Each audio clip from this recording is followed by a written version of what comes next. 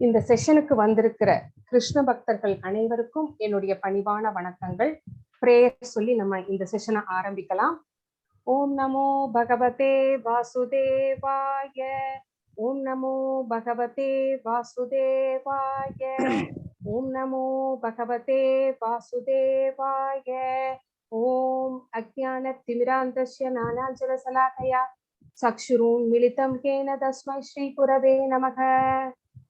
நமோ விஷ்ணுபதாய கிருஷ்ணபிரசாய பூதலே ஸ்ரீமதே பக்தி வேதாந்த ஸ்வாமிநிதி நாமினே. நமஸ்தே சரஸ்வதி தேவே கௌரவாணி பிரச்சாரிணே நிர்விசேஷ शून्यवादी पाश्यता देशतारिणी. हे कृष्ण करुणा सिंधो दीनबंधो जगत्पते गोपेश गोपिका कांत राधा कांत नमोस्तुते. तप्त कांचन गौरंगी राधे वृंदावनेश्वरी वृषभानुसुते देवी प्रणमामि हरिप्रिये. जय श्री कृष्ण चैतन्य प्रभु नित्यानंदा श्री अद्वैत गदाधर श्रीवासादि गौरभक्त वृंदा. हरे कृष्णा कृष्ण कृष्ण हरे हरे हरे राम राम राम हरे हरे. हरे कृष्णा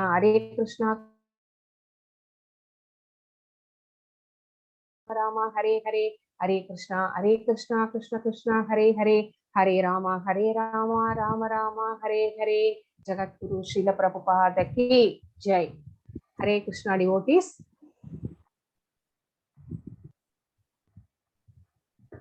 இந்த செஷனுக்கு வந்திருக்கிற உங்கள் அனைவருக்கும் மீண்டும் ஒருமுறை என்னுடைய பணிவான வணக்கங்களை தெரிவித்துக் கொள்கிறேன். அத்தியாயம் 9 ராஜவித்யா ராஜபுக்கிய யோகம், மிகவும் ரகசியமான அறிவு அப்படின்னு பகவான் வந்து சொல்றார். இதுல இந்த ரகசியமான அறிவு அப்படிங்கிறது என்ன அப்படின்னு நம்ம இந்த சாப்டர்ல நம்ம பார்க்கலாம். பிரபு அடுத்த ஸ்லைடுக்கு போங்க பிரபு. ஸ்ரீ ஸ்ரீ ராதா கோவிந்தர் இஸ்கான் பெங்களூருவுக்கு நம்முடைய பணிவான வணக்கங்களை சமர்ப்பித்து விட்டு இந்த செஷனுக்கு செல்லலாம். ஹரே கிருஷ்ண கிருஷ்ண கிருஷ்ண ஹரே ஹரே ஹரே ராம ராம ராம ஹரே ஹரே. பிரபு, நேற்று நம்ம பார்த்த அத்தியாயம் 8 அதனுடைய சுருக்கம் என்ன அப்படின்னு பார்த்தலாம். அர்ஜுனர் வந்து பகவான் கிட்ட வந்து 8 கேள்விகள், அவருடைய சந்தேகங்களை எல்லாம் கேட்டார். பிரம்மம் அப்படின்னா என்ன, கிம் தத் பிரம்மம், சோ அப்படிங்கிறது, பலநோக்கு செயல்கள் அதாவது கர்மங்கள்னா என்ன, அப்புறம் ஆதி பூதம், அப்புறம் ஆதி தெய்வம், ஆதி யக்னம், இப்படி நிறைய கொஸ்டின்கள் வந்து 8 கொஸ்டின் கேட்டார். பகவானும் வந்து அதுக்கு எல்லாத்துக்கும் விளக்கமாக பதில் உரைத்தார். அடுத்தது, இறக்க போகிற நேரத்தில் பிரயாண காலத்தில் பகவானை எப்படி வந்து நினைவில் கொள்வது அப்படின்னு கேட்டப்போ அதுக்கும் வந்து பகவான் வந்து பதில் சொன்னார். தஸ்மாத் சர்வேஷு காலேஷு. சோ அது பயிற்சியினால் மட்டுமே வரும். அது வந்து அந்த பயிற்சி வந்து பிறந்தது முதலே மேற்கொள்ள வேண்டும் அப்படிங்கிறதும் அவர் வந்து சொன்னார். யோக நிஷ்ரா பக்தியினால் கிருஷ்ணாவை எப்படி நினைவில் கொள்வது, ஓம் இது ஏகாசரம் பிரம்ம அப்படிங்கிறதுக்கும் அவர் பதில் சொன்னார். தூய பக்தியினாலே பகவானை வந்து எப்படியெல்லாம் நினைவில் கொள்ளலாம், எந்தெந்த வழிகளில் எல்லாம் நினைவில் கொள்ளலாம் அப்படிங்கிறது சொன்னார். இந்த மெட்டீரியல் வேர்ல்டு அப்படிங்கிறது வந்து ஒரு துக்காலயம், இதில் வந்து துன்பங்கள் மட்டுமே நிறைந்தது.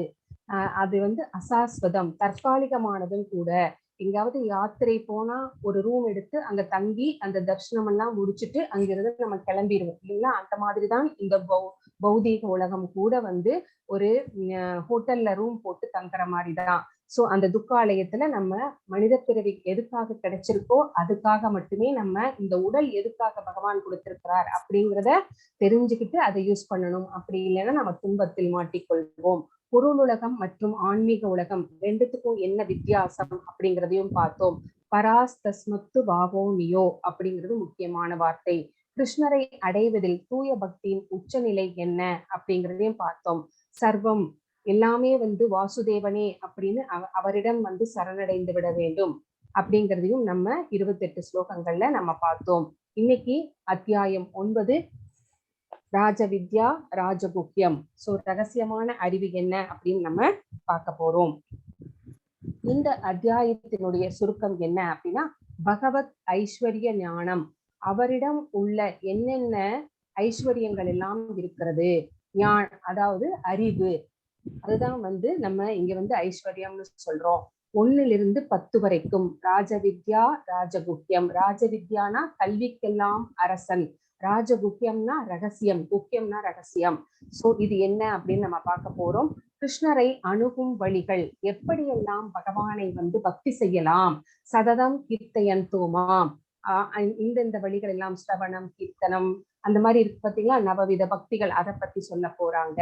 அடுத்தது பிரத்யேக பக்தியின் இனிமை என்னென்ன, பக்தியினுடைய இன்மை என்ன அப்படின்னு 26 to 34 வரைக்கும் பார்க்க போறோம். மன்மனா பவ பக்தோ அப்படிங்கிறது முக்கியமான வார்த்தை. அடுத்தது பிரபு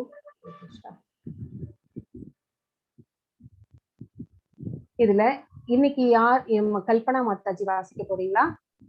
ஆமா மாதாஜி. அதுக்கு முன்னாடி விஜயகுமாரி மாதாஜி வந்திருக்காங்களா? அது நானே படிக்கிறேனே. படிங்க மாதாஜி, படிங்க. ஓம் ஸ்ரீ கிருஷ்ண பரமாத்மனே நமஹ.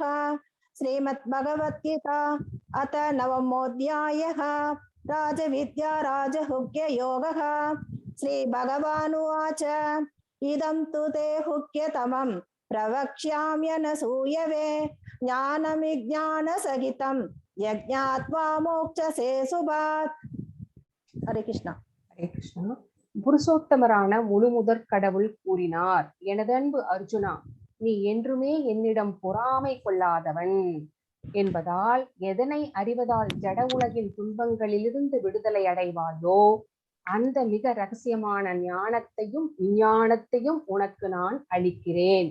நம்ம பகவத்கீதையே வந்து யோக விஞ்ஞானம் தான் சொல்லுவோம் இல்லைங்களா?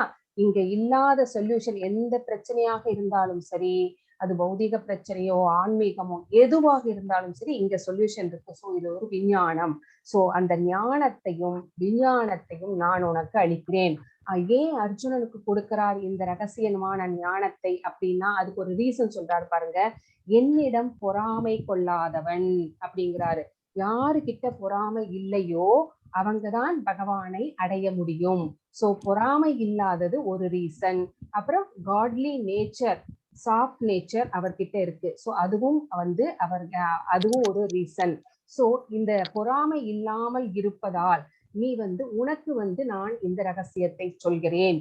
இதனால என்ன நன்மை அப்படின்னா, இந்த ஜட உலகின் துன்பங்களிலிருந்து நாம் வந்து விடுதலை அடைவோம். நம்ம கண்டிஷன்ட் சோல்ஸா இருக்கிறோம், நம்ம லிபரேட்டட் சோல்ஸா மாறிடுவோம். இந்த ஞானத்தை அறிந்து கொண்டு அதன்படி நடப்பதனால் நம்ம வந்து லிபரேட் ஆக முடியும், விடுதலை அடைய முடியும்.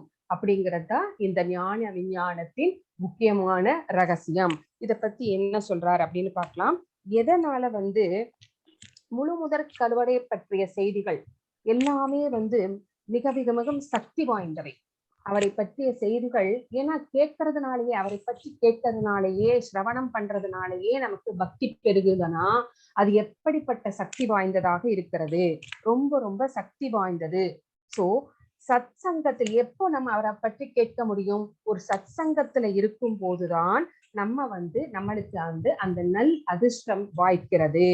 சோ இந்த மாதிரி அப்படி இருந்தால் மட்டுமே நமக்கு அவரை பற்றிய வாய்ப்பு, தெரிந்து கொள்வதை அதற்கான வாய்ப்பு நம்மளுக்கு கிடைக்கும். அவரை பற்றி தெரிந்து கொள்வதற்காக, அவரை பற்றி தெரிந்து கொள்வதனால என்ன நடக்கும் அப்படின்னா, கிராஜுவலா அவரை பற்றிய சந்தேகங்கள் எல்லாம் நீங்க பெற்று நம்ம ஆன்மீகத்தை நோக்கி முன்னேறுவோம். இதுதான் சிரவணத்தின் மிகப்பெரிய பண்பு. சோ இந்த அறிவு ஏன் வந்து ரகசியமானது அப்படின்னு சொன்னார் அப்படின்னு பார்த்தா, அது களங்கமற்ற தூய பக்தி. இதுல எந்த எதிர்பார்ப்புமே கிடையாது. எந்த எதிர்பார்ப்பும் இல்லாமல் பகவான் மேல அன்பு மட்டுமே செலுத்துவதற்காக நாம பக்தி செஞ்சோம் அப்படின்னா அது வந்து களங்கம் இல்லாதது, ரொம்ப ரொம்ப பியூர் அப்படின்னு சொல்லப்படுகிறது. அதனாலதான் இது வந்து ரொம்ப பியூர் இந்த பக்தி அப்படின்னு சொல்றாங்க. அதிரகசியம், அதனால இது அதிரகசியமானது.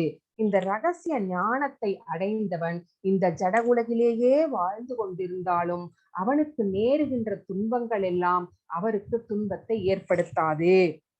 அதையெல்லாம் வந்து அவர் வந்து கடந்து வந்து விடுவார். இந்த ஸ்லோகத்துல ஒரு வார்த்தை இருக்கிறது, அனுசூயவே. இதோ பாருங்க, செகண்ட் லைன்ல இங்க பிரவஷ்யாம் அனுசூயவே அப்படிங்கிற. அனுசூயவே அப்படின்னா என்ன அர்த்தம் அப்படின்னா ரொம்ப இம்பார்ட்டன்ட் வார்த்தை. இது வந்து பொறாமை இல்லாதவன் அப்படின்னு, பொறாமை குணமே இல்லை. அப்படி யாராவது இந்த உலகத்துல இருக்க முடியுமா அப்படின்னு கேட்டா இல்லைன்னு தான் சொல்லணும். நம்ம பிறக்கும் போதே எல்லா குணங்களும், இந்த வேண்டாத குணங்கள் எல்லாம் சேர்ந்துதான் நமக்கு வந்திருக்குது. சோ ஆனா அர்ஜுனர் அப்படிப்பட்டவர் கிடையாது. அதனால பகவான் வந்து இந்த ரகசியமான ஞானத்தை வந்து அர்ஜுனருக்கு போதிக்கிறார்.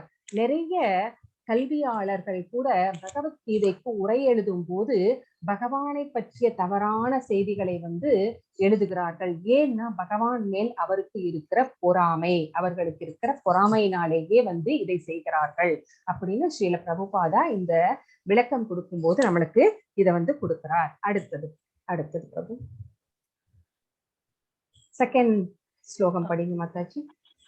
ராஜவித்யா ராஜகுக்யம் பவித்ரமிதமுத்தமம் பிரத்யக்ஷாவகமம் தர்மியம் சுசுகம் கர்த்தும் அவ்யயம். ஹரே கிருஷ்ண.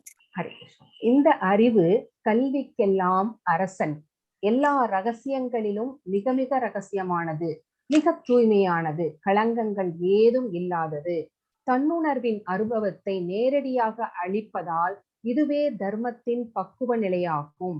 இது அழிவற்றது, பேரின்பத்துடன் செயலாற்றப்படுவதாகும். சோ இந்த வந்து பக்தி செலுத்தும் போது நமக்கு எவ்வளவு சந்தோஷமும் திருப்தியும் மன நிம்மதியும் கிடைக்கும் அப்படிங்கிறத அளவிடவே முடியாது. சோ இந்த அறிவு எப்படிப்பட்டது? கல்விக்கெல்லாம் அரசன், ராஜவித்யா ராஜகுக்கியம், ரகசியங்களுக்கெல்லாம் ரகசியமானது அப்படிங்கிறாரு. சோ இது மிக தூய்மையானது. ஏன் கல்வியின் அரசன் அப்படின்னு இங்க சொல்றாங்க அப்படின்னா, இதற்கு முன்பு விளக்கப்பட்ட கொள்கைகள், தத்துவங்கள், இதுக்கு முன்னாடி சொன்னாங்க இல்லையா. ஃபார் எக்ஸாம்பிள் நம்மளே வந்து இப்ப 9வது சாப்டர் 8 சாப்டர்ஸ் முடிச்சிருப்போம். இதுக்கு முன்னாடி சொன்ன தத்துவங்கள், நம்ம கொள்கைகள், இவை எல்லாவற்றின் சாரமாக வந்து இந்த சாப்டர் இருக்கிறது.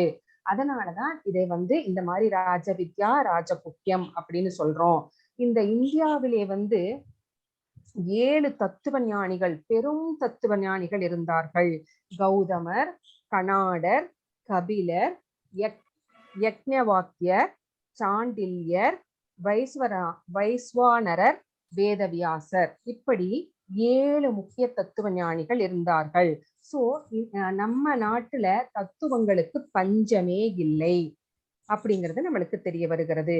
சோ இந்த தெய்வீகமான இந்த ஞானம் நமக்கு உடலுக்கும் ஆத்மாவிற்கும் என்ன வேறுபாடு என்பதை சொல்லுகிறது. அதை நம்ம எப்படி உணர்ந்து கொள்கிறோம் அப்படிங்கிறதும் இதுல இருக்கிறது. இந்த வேறுபாட்டை எப்படியெல்லாம் ஒவ்வொருத்தரோட அண்டர்ஸ்டாண்டிங் ஒவ்வொரு மாதிரி இருக்கும். சோ அந்த மாதிரி எப்படி உணர்ந்து கொள்கிறோம் அப்படிங்கிறத பொறுத்தும் இந்த ராஜவித்யா, இந்த ராஜகுக்கியம் பொறுத்தது. அதுக்கேத்த மாதிரிதான் நம்ம புரிந்து கொள்வோம். எல்லா நாணங்களின் அரசு பக்தி தொண்டிலேயே முற்று பெறுகிறது. சோ இந்த அறிவு, இந்த ஞானம் எதிலே முற்று பெறுகிறது? பகவானுக்கு பக்தி தொண்டு செய்தால் மட்டுமே அது பரிபூரணமாக முழுமை அடைகிறது அப்படின்னு சொல்லப்படுகிறது. சோ இந்த ஞானத்தில் நமக்கு வந்து என்ன, பௌதீக ஞானத்தில் வந்து நமக்கு வந்து பயிற்சி இல்லை, பயிற்சி உண்டு. ஆனா இந்த ஞானத்தில் வந்து நம்மளுக்கு பயிற்சி இல்லை. இதை வந்து சொல்லித் தருவதற்கு ஏதாவது ஒரு பாடசாலை, கல்வி கூடங்கள் இருக்கிறதா? ஆன்மீக கல்வியை, ஆன்மீகத்தை போதிப்பதற்கு, ஆத்ம ஞானத்தை போதிப்பதற்கு அப்படின்னு பார்த்தா இல்லை. அதனால நம்மளுக்கு பௌதீகத்திலே இருக்கிற பயிற்சி ஆன்மீகத்தில் இல்லை. சோ ஒரு சமயம் வந்து பிரபுபாதர் வந்து பகவத்கீதையை வந்து கல்வி கூடங்களிலே, அதாவது கல்லூரிகளிலே, பள்ளிகளிலே பாடமாக வைக்க வேண்டும் அப்படிங்கிற அதை வலியுறுத்தி சொல்வதற்காக நிறைய தலைவர்களை இந்திய நாட்டுல மொரார்ஜிதாஸை பார்ப்பதற்காக போய் காத்திருந்தார். அப்புறம் இந்திரா காந்தியை பார்ப்பதற்காக போய் பார்த்திருந்தார். இவங்க 2 பேரும் பிரைம் மினிஸ்டரா இருந்தவங்க இல்லைங்களா. சோ அந்த மாதிரி இருக்கும்போது இவர் போய் பார்க்கிறாரு. இவரை பார்ப்பதற்கு கூட அனுமதி வழங்கவில்லையாம். சோ அந்த மாதிரிதான் நம்ம நாட்டுல பகவத்கீதையை வந்து நம்ம வச்சிட்டு இருக்கிறோம். எவ்வளவு அரிய பொக்கிஷம் அப்படிங்கிறது யாருக்குமே தெரியாமல் இருக்கிறது.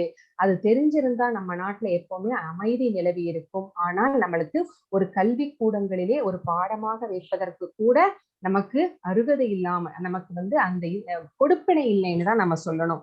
சோ சோ இத வந்து நமக்கு வந்து பத்ம புராணம் கூட என்ன சொல்கிறது அப்படின்னு பார்த்தோம் அப்படின்னா, ஏன் நம்ம வந்து இவ்வளவு பாவங்கள் செய்கிறோம் அப்படின்னு பாக்குறோம். பக்குவ நிலையை அடையாமல் இருக்கிறோம். ஏன் பக்குவ நிலையை அடையாமல் இருக்கிறோம்? பற்பல பலநோக்கு செயல்கள் செய்து நிறைய பாவச் செயல்கள் எல்லாம் நம்ம செய்து கொண்டே இருக்கிறோம். அதனால நமக்கு பாவங்கள் வந்து சேர்ந்து கொண்டே இருக்கிறது. இந்த பாவங்கள் வந்து எப்படியெல்லாம் இருக்கிறது அப்படின்னா 3 நிலைகள் இருக்கிறது, ஸ்டேஜஸ் இருக்குது.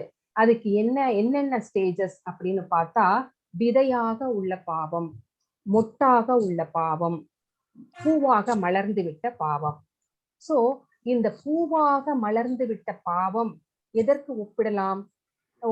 நம்முடைய வில்லிலிருந்து புறப்பட்டு விட்ட அம்புக்கு சமமாகிறது. அதை நிறுத்த முடியாது இல்லைங்களா? வில்லிலிருந்து புறப்பட்ட அம்பை நம்ம நிறுத்த முடியாது.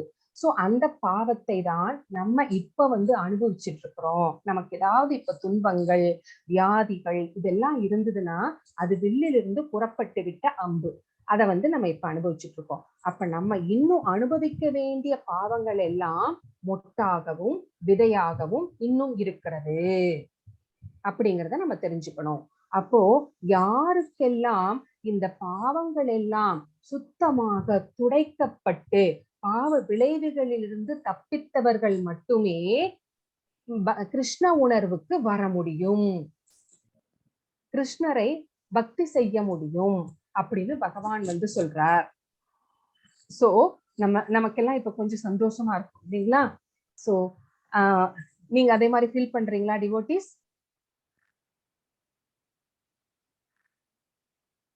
சாட்ல சொல்லுங்க டிவோட்டிஸ்.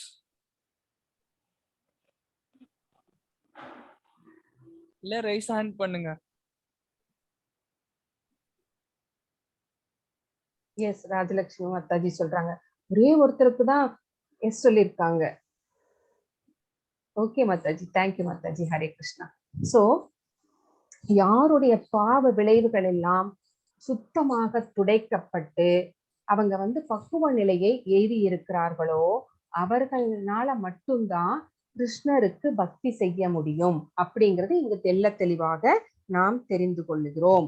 சோ இந்த பாவ செயல்கள் தீர்ந்து நாம இந்த பக்தி தொண்டுக்கு வந்துவிட்டோம்.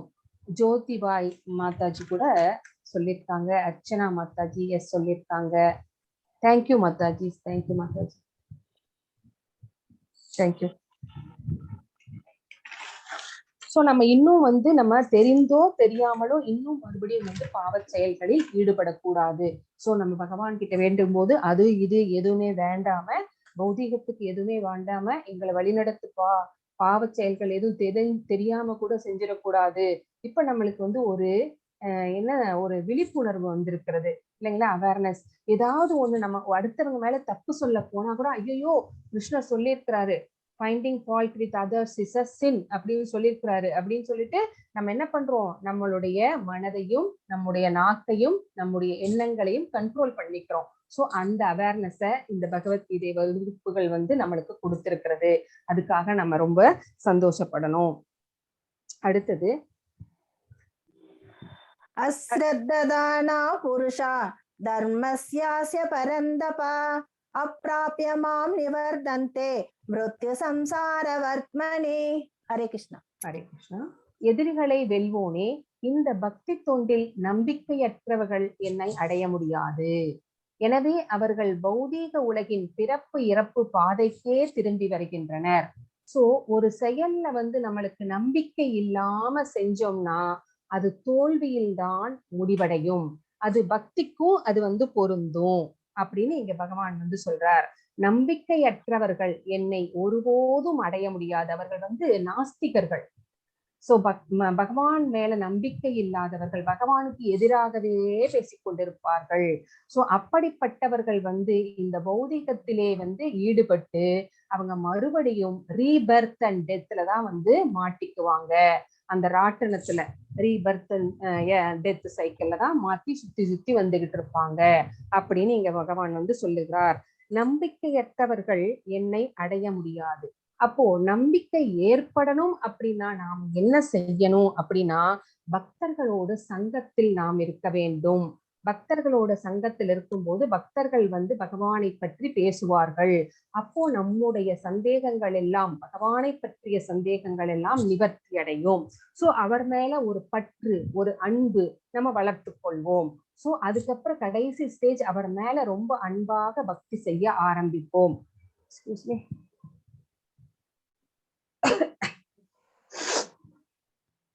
பக்தி செய்ய ஆரம்பிக்கின்றோம்.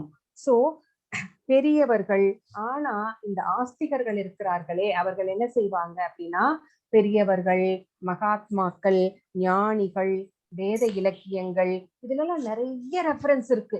பகவான் இருக்கிறார், அவர்தான் இந்த உலகத்தை படைத்தார் காக்கிறார் எல்லாமே இருந்தா கூட எதையுமே அவர்கள் வந்து நம்புவது கிடையாது. தயக்கம், அவங்களுக்கு பகவான் மேல நம்பிக்கை கிடையாது. அதனால அவர்கள் நாஸ்திகர்களாகவே இருக்கிறார்கள். ஆஸ்திகர்களுக்கு வந்து எந்த நம்பிக்கை தயக்கமும் கிடையாது பகவான் மீது பக்தி செலுத்துவதற்கு. சோ கடவுள் நம்பிக்கை அற்றவர்கள் தான் இந்த மாதிரி நடந்து கொள்கிறார்கள். சோ எவ்வாறு நம்புவது அப்படின்னு கேட்டா எவ்வாறு வந்து நம்முடைய நம்பிக்கையை வளர்த்து கொள்வது, இது ஆஸ்திகர்களுக்கு பை பக்தி தொண்டு டிவோஷனல் சர்வீஸ் பண்றதுனாலேயே வந்து நம்முடைய பக்தியை வளர்த்து கொள்ள முடியும் அப்படின்னு நம்ம பாக்குறோம். எப்படியெல்லாம் பக்தியை என்னென்ன ஸ்டேஜஸ் என்னென்ன ஸ்டெப்ஸ் இருக்கு அப்படின்னு இதே சாப்டர்ல பின்னாடி நம்ம பார்க்க போறோம். அடுத்த ஸ்லோகம் பிரபு. மயா ததமிதம் சர்வம் ஜகதவ்யக்த மூர்த்தினா மதஸ்தானி சர்வபூதானி நசாகம் தேஸ்வவஸ்திதஹ. ஹரே கிருஷ்ணா. இங்க பாருங்க யாரெல்லாம் எப்படியெல்லாம் பக்தி செய்தார்கள். நவவித பக்தி. சோ பக்தி தொண்டு செய்வதனால் நம்முடைய நம்பிக்கையை வளர்த்து கொள்ள முடியும் அப்படின்னு சொன்னோம். அதுக்கு என்ன அப்படின்னு எப்படியெல்லாம் பக்தி செய்யலாம் அப்படின்னு ஸ்ரீமத் பாகவதத்துல 7வது காண்டத்துல இந்த ஸ்லோகங்கள் எல்லாம் இருக்கு. ஸ்ரவணம் கீர்த்தனம் விஷ்ணு ஸ்மரணம் பாத சேவனம் அர்ச்சனம் வந்தனம் தாஸ்யம் சக்கியம் ஆத்ம நிவேதனம் அப்படின்னு 9 விதமான நவம் அப்படின்னாவே தெரியும் இல்லைங்களா. நவகிரகம் அப்படின்னா 9 கிரகங்கள். அப்போ நவவித பக்தினா 9 விதமான பக்தி என்னென்ன அப்படின்னா ஸ்ரவணம் கேட்கறதுனாலேயே. சோ இங்க பாருங்க 7 நாள்கள் இருக்கு அப்படின்னு தெரிஞ்ச உடனே பரீட்சித்து மகாராஜர் என்ன பண்ணினார், சுகதேவ கோஸ்வாமியிடம் சென்று பகவானை பற்றி சொல்லுங்கள் அப்படின்னு. அவரோ பெரிய ராஜா, எல்லாத்தையும் விட்டுட்டு நேரா காட்டுக்கு போயிட்டார். நம்ம என்ன பண்ணுவோம், இந்த பேங்க்ல இது இருக்கு அது இருக்கு நான் அதுக்குள்ள இறந்துருவேனா அப்படின்னு அந்த மாதிரிதான் நம்ம போகும். ஆனா அவர் வந்து எவ்வளவு பெரிய ராஜாவாக இருந்தாலும் சரி அப்படியே எல்லாத்தையும் போட்டுட்டு அவர் காட்டுக்கு போய் சுகதேவ கோஸ்வாமியிடம் வந்து பகவானை பற்றி கேட்கிறார். கேட்பதன் மூலமாகவே வந்து அவர் வந்து பகவானை அடைந்தார். சோ சிரவணம் அப்படிங்கிறது ரொம்ப ரொம்ப இம்பார்ட்டன்ட். பகவானை பற்றி இந்த 9 ஸ்டெப்ஸ்லயும் வந்து ரொம்ப இம்பார்ட்டன்டானது எது அப்படின்னு கேட்டா ஸ்ரவணம் தான். சோ நம்ம வள்ளுவர் கூட செல்வத்துள் செல்வம் செவிச்செல்வம் மற்றெல்லாம் செல்வம் அப்படின்னு ஒரு ஸ்லோகம் சொல்லியிருப்பாரு இல்லைங்களா, அப்படின்னு ஒரு குறள் சொல்லியிருப்பாரு. சோ அந்த செல்வத்தில் செல்வம் செவிச்செல்வம், இந்த செவிச்செல்வம் தான் ரொம்ப ரொம்ப முக்கியமானது. நம்ம இறக்கும் தருவாயில் இருக்கும் போது கூட மற்ற புலன்கள் எல்லாம் சீக்கிரமே விழுந்துவிடும். கடைசியா விழற புலன் எது அப்படின்னு கேட்டா இந்த செவிச்செல்வம் தான். சோ அவருக்கு வந்து கண்ணையே திறக்க முடியாது, பேசவும் முடியாது, ஆனா ஏதோ கேட்க முடியும் அவர்னால. எல்லாரும் வந்து காது கிட்ட வந்து நின்று பேசிட்டு இருப்பாங்க. சோ அந்த செவிப்புலனுக்கு அவ்வளவு வலிமை இருக்கிறது. சோ நம்ம வந்து அதனால இந்த கேட்டல் அப்படிங்கிறது வந்து ரொம்ப இம்பார்ட்டன்ட். நம்ம பகவானை பற்றி நிறைய கேட்க வேண்டும். அடுத்தது வந்து கீர்த்தனம். மீராபாய் பாருங்க பாடுறாங்க பகவானை பற்றி கீர்த்தனம் செய்வது. சோ எதை பற்றி, அவருடைய ரூபங்கள், அவருடைய நாமங்கள், அவருடைய குணங்கள், அவருடைய லீலா வினோதங்களை பற்றி பாடுவது.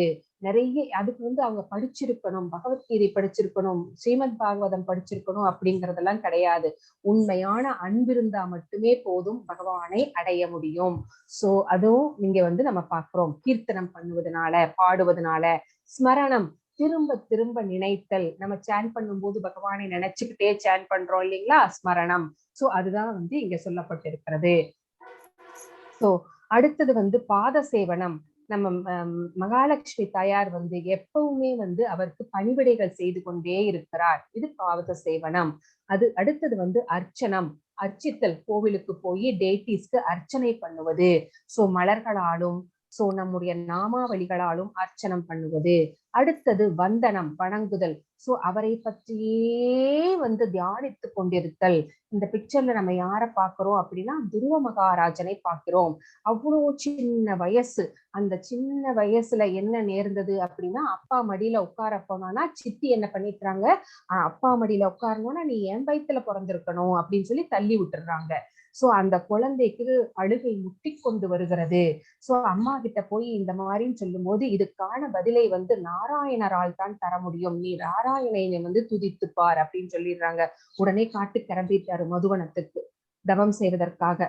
சோ அங்க போயிட்டு அவ்வளவு கடுமையான தவம் செய்கிறார். அது இன்னொரு சாப்டர்ல வரும், அவர் எப்படி எல்லாம் தவம் செய்தார் அப்படின்ட்டு. சோ அந்த மாதிரி பகவானுடைய உருவத்தை மனதிலே நிலைநிறுத்தி, பகவானே ஆப்போசிட்ல நிக்கிறாரு. அவருடைய தவத்தை பாராட்டி, அப்ப கூட அவருடைய தவம் களையவே இல்லை. அப்படிப்பட்ட தவம் அவருடையது. சோ அப்படி வந்தனம் பண்ணினார். அடுத்தது தாஸ்யம். ஒரு அடிமை போல ஸ்ரீராமபிரானுக்கு ஆஞ்சநேயர் எப்படியெல்லாம் தொண்டு செய்தார், எப்படியெல்லாம் ஒரு அடிமை போல பணியாற்றினார். அதுதான் தாஸ்யம்னு சொல்லப்படுகிறது. சத்தியம் அப்படின்னா ஒரு ஃப்ரெண்ட்லியா, எப்படி கிருஷ்ணரும் அர்ஜுனரும் ஃப்ரெண்ட்ஸா இருந்தாங்க, அந்த மாதிரி பக்தி செய்கிறது. ஆத்ம நிவேதனம், தன்னையே இதயபூர்வமாக அர்ப்பணித்து விடுதல். சோ என்னது, பலி மகாராஜரை சொல்லலாம். அவர் என்ன பண்ணாரு, 3 அடி மண் கேட்டாரு இல்லைங்களா, வாமன உருவத்துல 3 அடி கேட்கும் போது 2 அடிக்கு இருந்தது, 3வது அடிக்கு இல்ல. உடனே தன்னோட தலையை காமிச்சிட்டார், என் மேல உங்க காலை வைங்கன்ட்டு தன்னையே அர்ப்பணிச்சிட்டார். அதுதான் ஆத்ம நிவேதனம். சோ இதுல எப்படி வேணாலும் நம்ம பக்தி செய்யலாம். இந்த 9 விதங்கள்ல நம்மளுக்கு என்ன பிடிச்சிருக்குதோ அதை நம்ம தேர்ந்தெடுத்து நம்ம எல்லா விதமாகவும் பக்தி செய்யலாம். ஏதோ ஒன்னை தேர்ந்தெடுத்து கூட நம்மளால பக்தி செய்ய முடியும். அந்த மாதிரி நம்ம நினைச்சுக்கிட்டு பகவானை நம்ம மனப்பூர்வமாக பக்தி செய்ய முடியும் அப்படின்னு சொல்றதுதான் இந்த நவவித பக்தி. அடுத்தது பிரபு. அடிங்க மாதாஜி. நசமத்சானி பூதானி பஸ்யமே யோகமைஸ்வரம் பூதபிருன்னச்ச பூதஸ்தோ மமாத்மா பூத பாவனக. ஹரே கிருஷ்ணா. ஹரே கிருஷ்ணா. எல்லாமே நான் எனது இந்த அறிவிற்கு அப்பாற்பட்ட விஸ்வரூபத்தின் மூலம் அகிலம் முழுவதும் பரவியுள்ளேன்.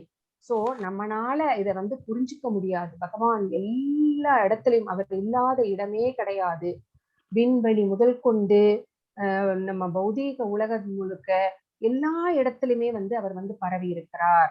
எல்லா ஜீவன்களும் மற்றும் படைப்புகளும் என்னிலே இருக்கின்றன. அவருடைய விஸ்வரூபத்துல பார்த்தோம் இல்லைங்களா, எல்லாமே அவருக்குள்ளேயே அடக்கம். அதே சமயத்தில் நான் அவைகளிலிருந்து வேறுபட்டு இருக்கிறேன். எல்லாமே எனக்குள்ள இருந்தாலும் நான் தனியாகத்தான் இருக்கிறேன். சோ என் மாயையால் மறைக்கப்பட்டு இருக்கிறேன். நமக்கும் பகவானுக்கும் நடுவுல ஒரு திரை இருக்கிறது. அந்த திரை இருக்கிறதுனால நம்ம பகவானை பார்க்க முடியாது. சோ இந்த மாதிரி எல்லாமாகவும் நான் இருக்கிறேன், எல்லாத்துக்குள்ளேயும் நான் இருக்கிறேன், ஆனாலும் நான் தனித்திருக்கிறேன் அப்படின்னு சொல்றாரு.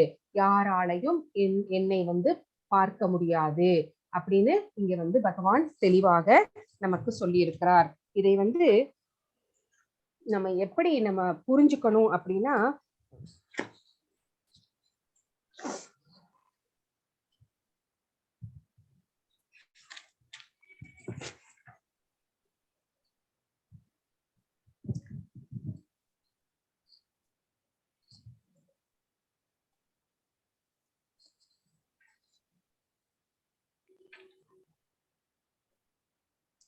முழுமுதற் கடவுள் ஜடப்புலன்களால் உணரப்பட முடியாதவர். நம்ம ஏன் பகவானை பார்க்க முடியாது அப்படின்னா, நம்மளுடைய புலன்கள் எல்லாமே ஜடப்புலன்கள் இல்லைங்களா? நம்மளுடைய புலன்கள் எல்லாமே குறைபாடுடைய புலன்கள்.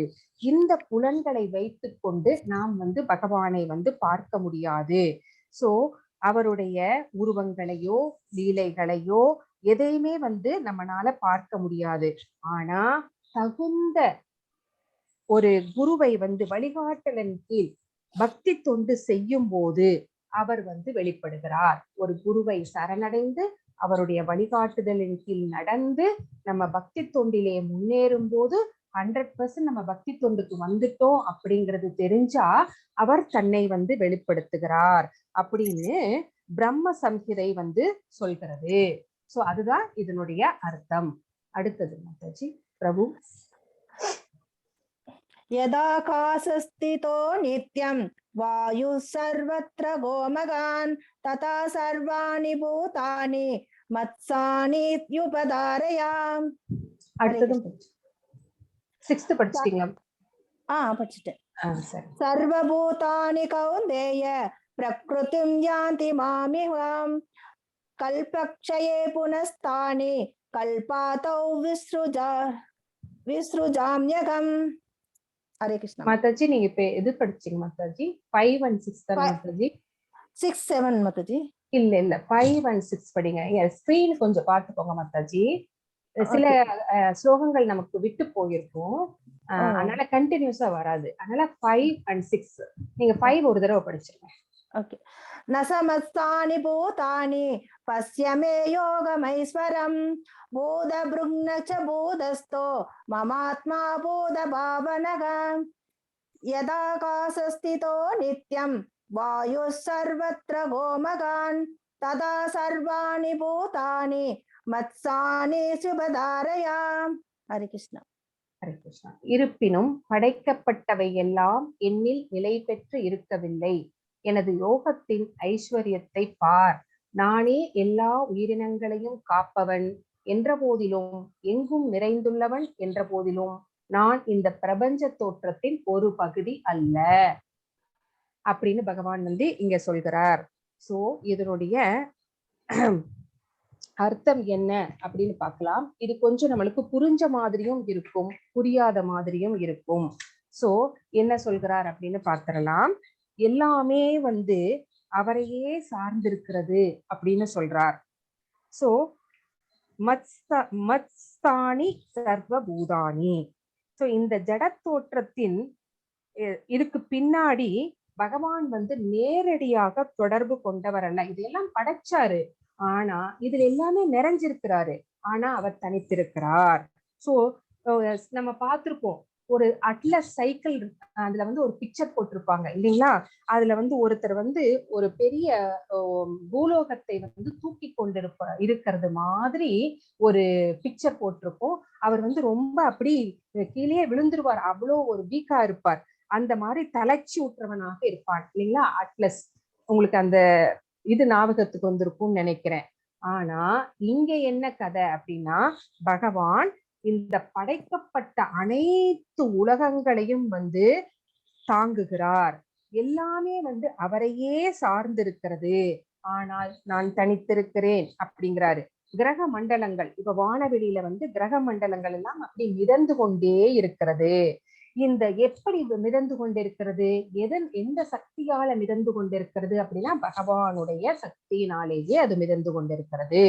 சோ ஆனால் அவர் விண்வெளியினின்று தனியானவர், அவர் தனியாக அமைந்திருப்பவர். அதை சிந்தனைக்கு அப்பாற்பட்ட சக்தி. அவருடைய சக்திகளை எல்லாம் நம்மால் கற்பனை பண்ணி கூட பார்க்க முடியாது. சோ அதனாலதான் அவை சிந்தனைக்கு அப்பாற்பட்டது அப்படின்னு சொல்கிறோம். சோ அடுத்த ஸ்லோகத்துல என்ன சொல்கிறார் அப்படின்னா, எங்கும் வீசிக்கொண்டுள்ள பலத்த காற்று எப்போதும் ஆகாயத்தினுள் உள்ளது, அதுபோலவே படைக்கப்பட்டவை அனைத்தும் என்னுள் அமைந்துள்ளதை அறிவாயாக. இப்ப விண்வெளி இருக்குது, விண்வெளியினுடைய ஒரு ஓரத்துல பார்த்தா நம்மளுடைய ஜட உலகம் இருக்கு, ஒரு ஓரத்துலதான் இருக்கு. அப்போ விண்வெளி எல்லாமே வந்து ஃபுல்லா காற்று நிறைந்திருக்கிறது.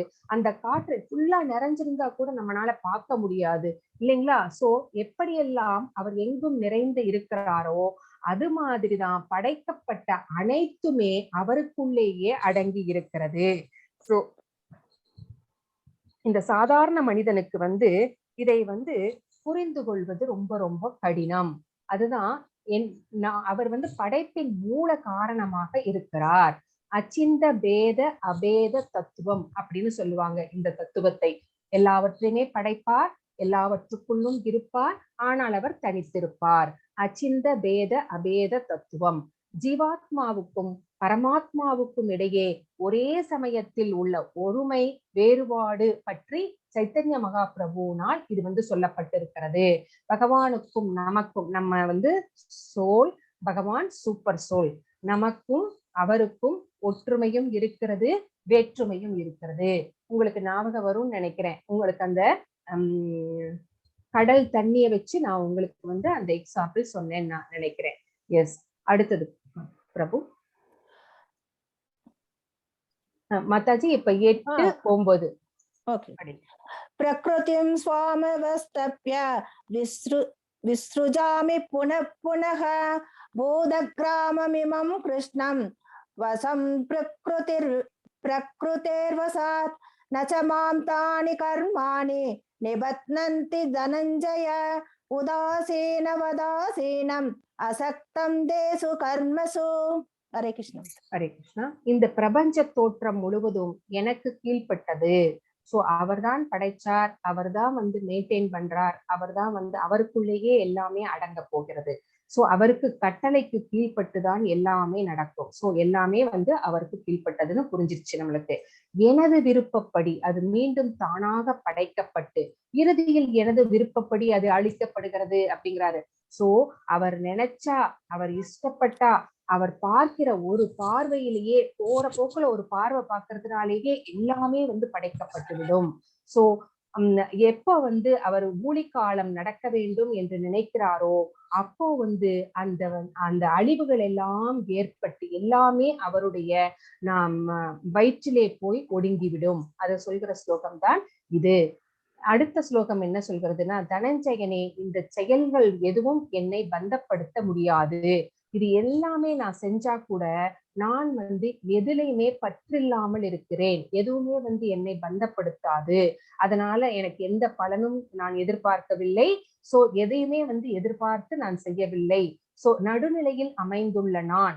சோ ஒரு அம்மா இருக்காங்க, குழந்தைங்களை, எல்லா குழந்தைங்களையும் ஒரே மாதிரிதான் பார்ப்பாங்க இல்லையா?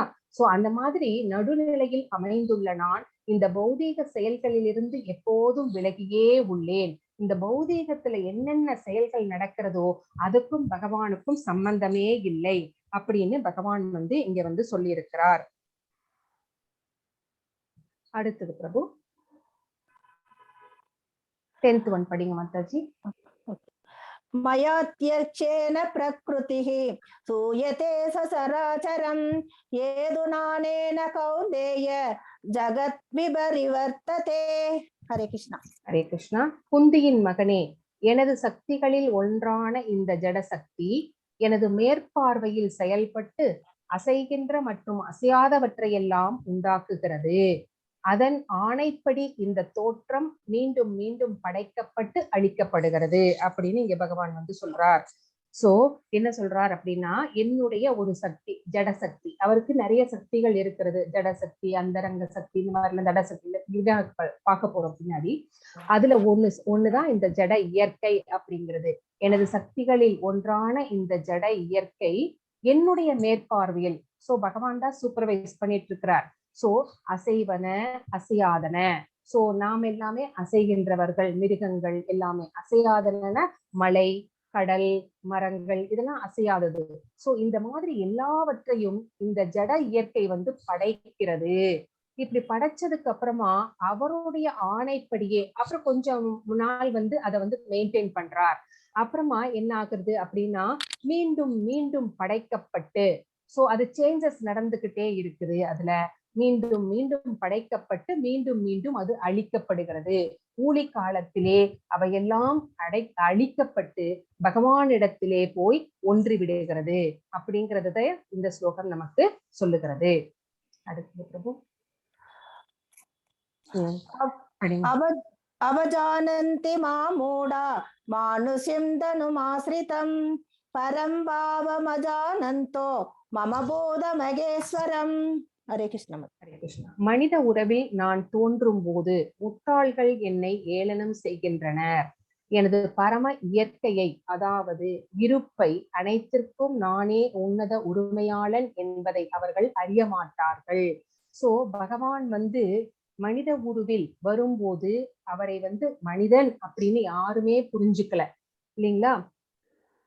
அங்க நம்ம ஜராசந்தன், சிசுபாலன் இவர்கள் எல்லாமே அவர்களுக்கு பகவான், இவர்தான் பகவான் அப்படின்னு தெரியாது.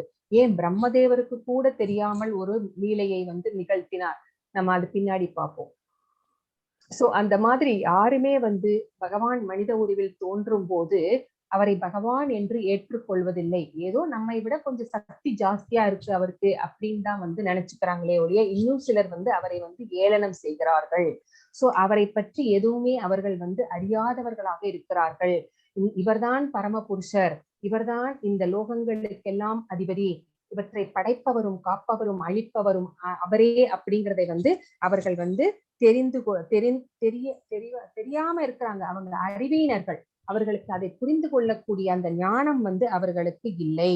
சோ இப்போ ஒருத்தர் இருக்கிறாரு, ஒரு ஜட உலகில் ஒரு சாதாரணமா ஒரு நிர்வாகம் இருக்கிறதுன்னு வச்சுக்கோங்க. அங்க ஒரு ஆபீசர் இருக்கிறாரு. அந்த ஆபீசருக்கு மேல இன்னொருத்தர் இருப்பாரு இல்லைங்களா?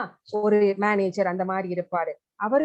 அவருக்கு மேல யாரு இருப்பாங்க அப்படின்னா, இப்போ மந்திரி இருக்கிறாருன்னா ஒரு செக்ரட்டரி இருப்பாங்க, ஒரு மந்திரி இருப்பாங்க. சோ அந்த மந்திரிக்கு மேல இன்னொரு தலைவர் இருப்பாங்க இல்லைங்களா? இந்த மாதிரி மேல மேல மேல மேல யார் இருக்காங்க அப்படின்னு பார்த்தோம்னா பகவான் தான் இருப்பாரு. ஆனா உலகத்துல பல ஆளுநர்கள் இருந்தாலும் பரம ஆளுநர் என்பவர் யார் அப்படின்னு கேட்டா கிருஷ்ணர் தான் பரம ஆளுநர். சோ ஆனால் இதை சாதாரண மக்கள் பகவான் மனிதனாக தோன்றும் போது புரிந்து கொள்வதில்லை. அவ்வளவு ஞானம் அவர்களுக்கு இல்லை அப்படிங்கிறது அவஜானந்தி மாமூடா அப்படிங்கிற இந்த ஸ்லோகம் நம்மளுக்கு சொல்லுகிறது. அடுத்து மோகாசா மோக கர்மானோ மோக ஞானா விசேதசஹ ராட்சசி மாசுரீம் சைவா பிரக்ருதிம் மோகினீம் ஸ்ரிதாக. ஹரே கிருஷ்ணா. ஹரே கிருஷ்ணா. இந்த மாதிரி குழம்பி போயிருக்கிறாங்க பாத்தீங்களா? பகவான் மனித உருவாக வந்தால் கூட அவங்களுக்கு தெரிந்து கொள்ள முடியவில்லை.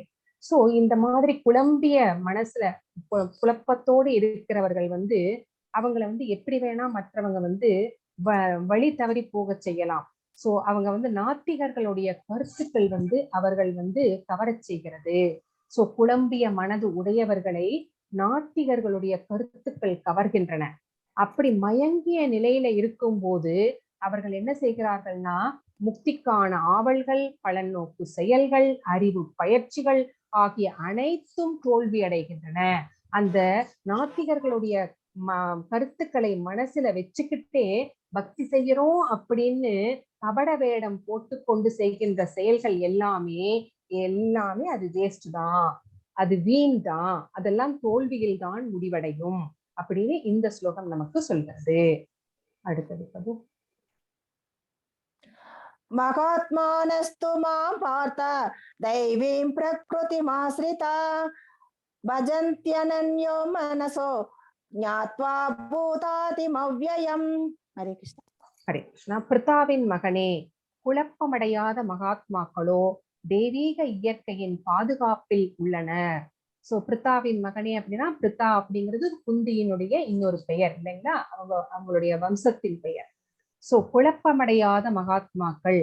சோ எதனாலும் நாத்திகர்கள் வந்தாலும் சரி, யார் வந்தாலும் சரி, அவர்களுடைய மனசு தெளிவாக இருக்கிறது, ஒன்றையே நினைத்து கொண்டிருக்கிறது, பகவானையே. அந்த மாதிரி குழப்பமடையாத மகாத்மாக்கள் தெய்வீக இயற்கையின் பாதுகாப்பில் உள்ளனர். அவர்களை யாரு பாதுகாக்கிறாங்க? பகவான் பாதுகாக்கிறார்.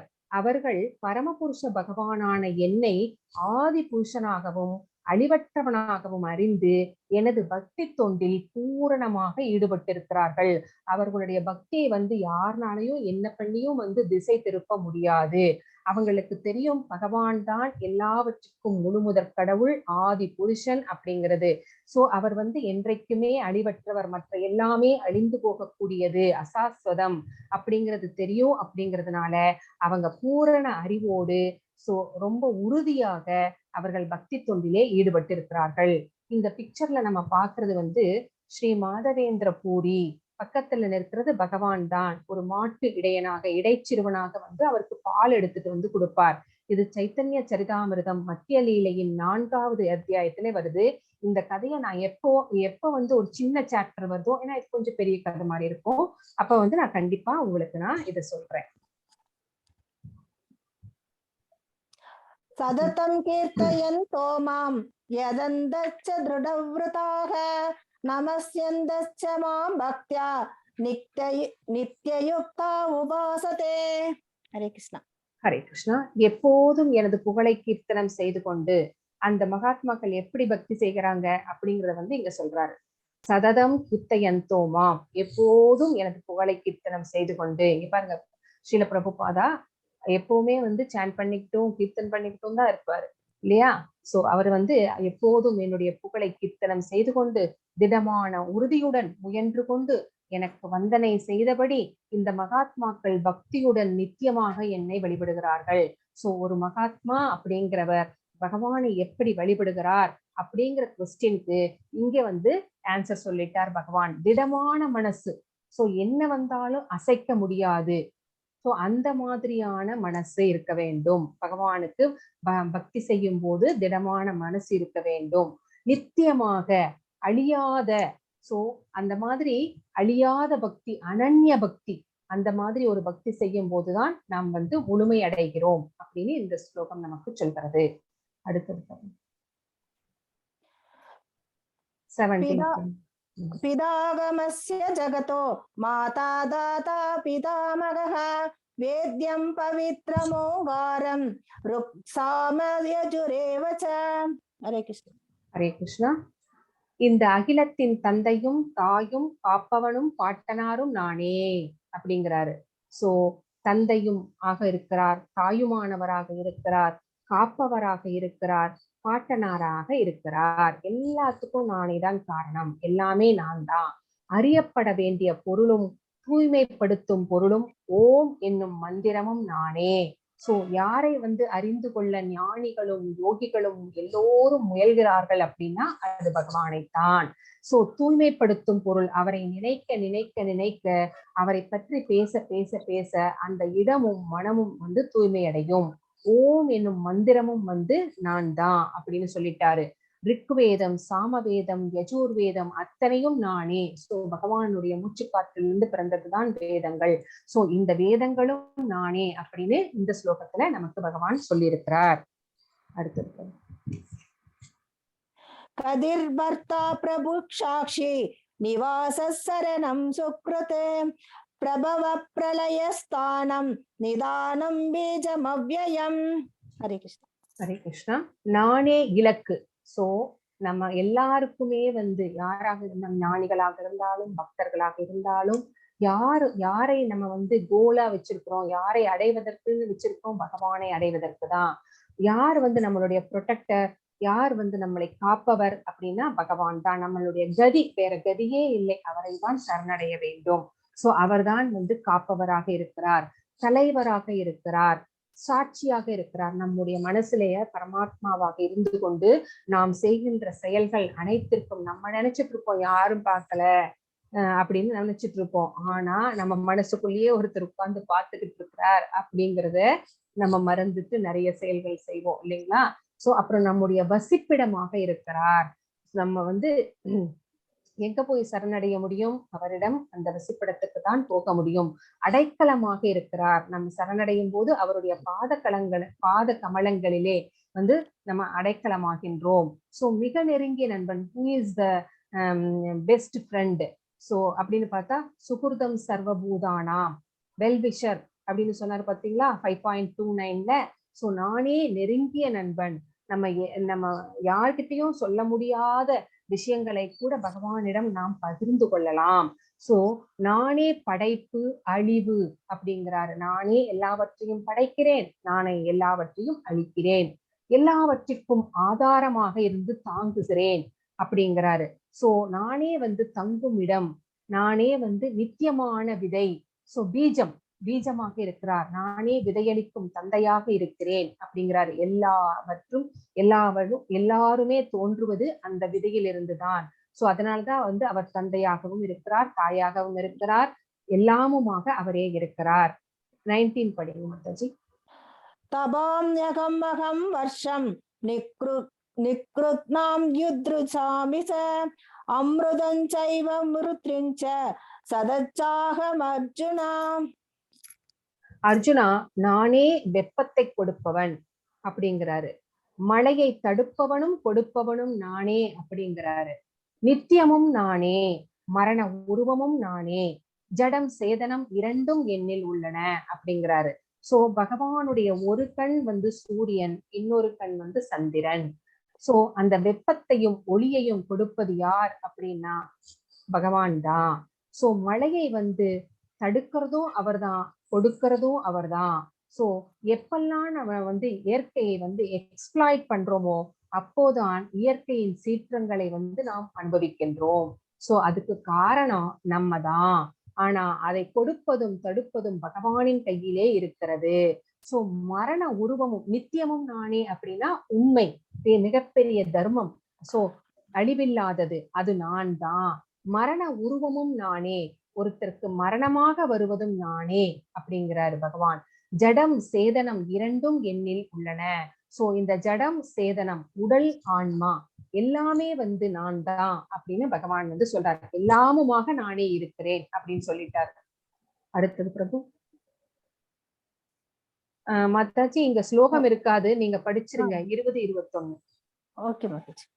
த்ரைவித்யா மாம் சோம பாபா பூத பாபா யஜ்ஞைரிஷ்ட்வா ஸ்வர்கதிம் பிரார்த்தயந்தே தே புண்ணியமாசாத்ய சுரேந்திரலோகம் அஸ்னந்தி திவ்யான் திவி தேவபோகான் தேதம் புக்த்வா ஸ்வர்கலோகம் விசாலம் சீக்னே புண்யே மர்த்யலோகம் விசந்தி ஏவம் த்ரயீ தர்மம் அனுப்ரபன்னா கதா கதம் காம காமா லபந்தே. ஹரே கிருஷ்ணா. ஹரே கிருஷ்ணா.